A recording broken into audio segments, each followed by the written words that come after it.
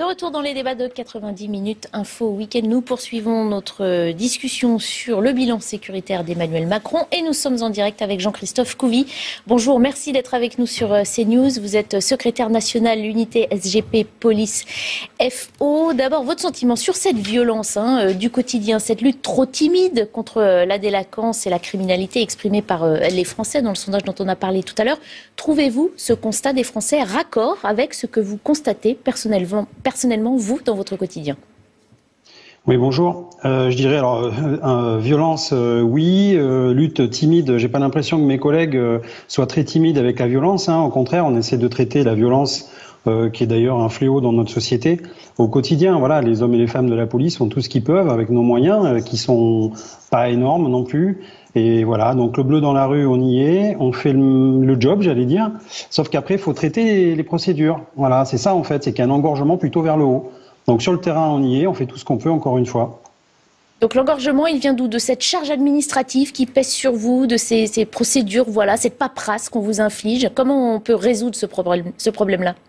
Vous savez, depuis 20 ans, alors là, parce qu'effectivement, on fait un petit bilan, mais le bilan, c'est bien de le traiter quand même sur quelques années en arrière.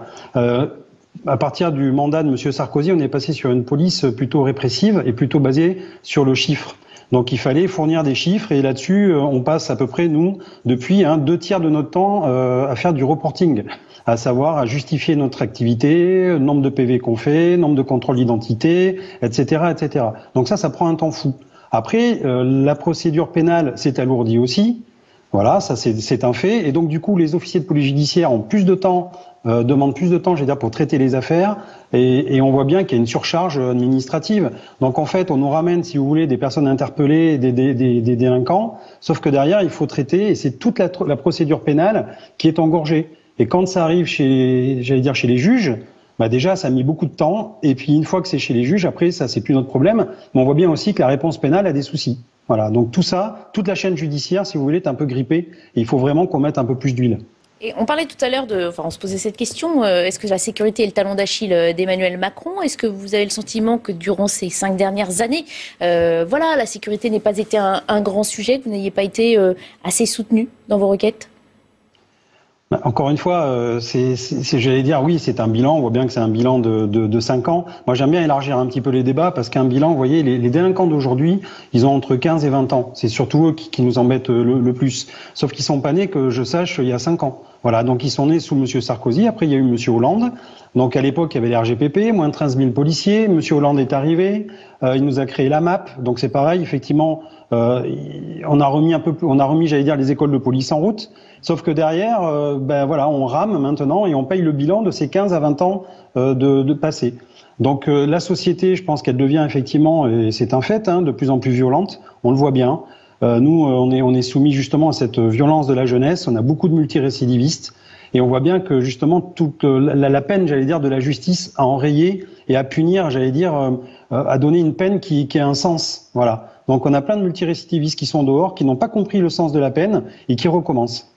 Qu'est-ce que vous attendez de ce projet de loi annoncé par Emmanuel Macron, si vous en attendez évidemment quelque chose? 15 milliards d'euros sur 5 ans, vous y croyez, ou ça vient s'ajouter à la lignée de promesses que vous avez déjà entendues sur les dizaines ou quinzaines dernières années?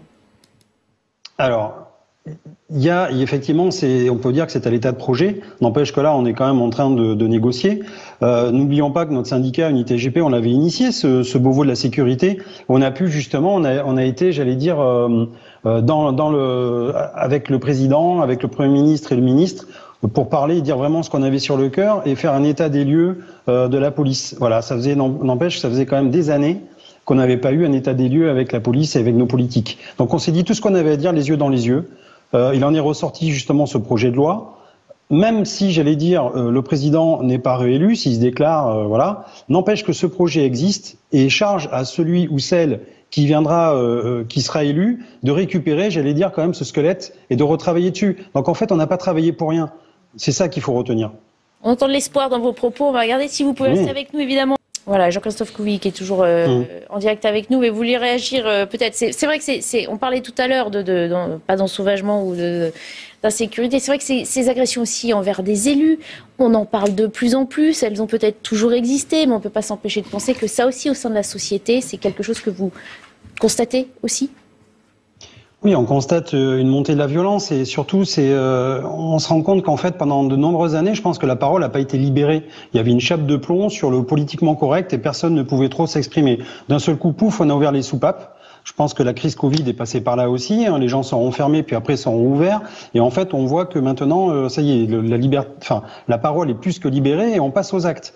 Moi, ce qui me gêne, vous savez, c'est justement, on parlait d'éducation. Il faut reprendre les bases. Et quand on s'attaque à de la violence comme ça dans une société, moi j'aime bien l'image du fagot. Quand on veut prendre un fagot, on n'arrive pas à le casser. Par contre, on prend brindille par brindille, on arrive à les briser. Et là, c'est la même chose. C'est-à-dire que quand on veut s'attaquer au problème de la violence, il faut prendre le prisme en général et ne pas s'attaquer qu'à un certain prisme.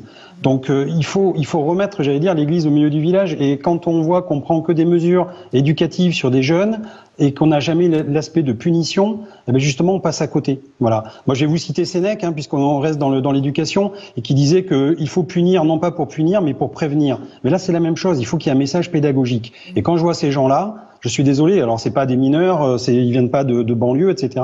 Et ces gens-là, ils perdent leurs droits et leurs moyens parce qu'ils devraient justement s'exprimer autrement. On le voit bien que qu'on a un souci avec une partie de la population. Et on attend de nos hommes politiques et de nos hommes d'État justement de faire concorde autour de ça et de calmer le jeu au lieu de monter les uns contre les autres. Merci beaucoup Jean-Christophe Couvi en tout cas d'avoir été parmi nos invités aujourd'hui. Je rappelle que vous êtes secrétaire national de l'unité SGP Police Force Ouvrière.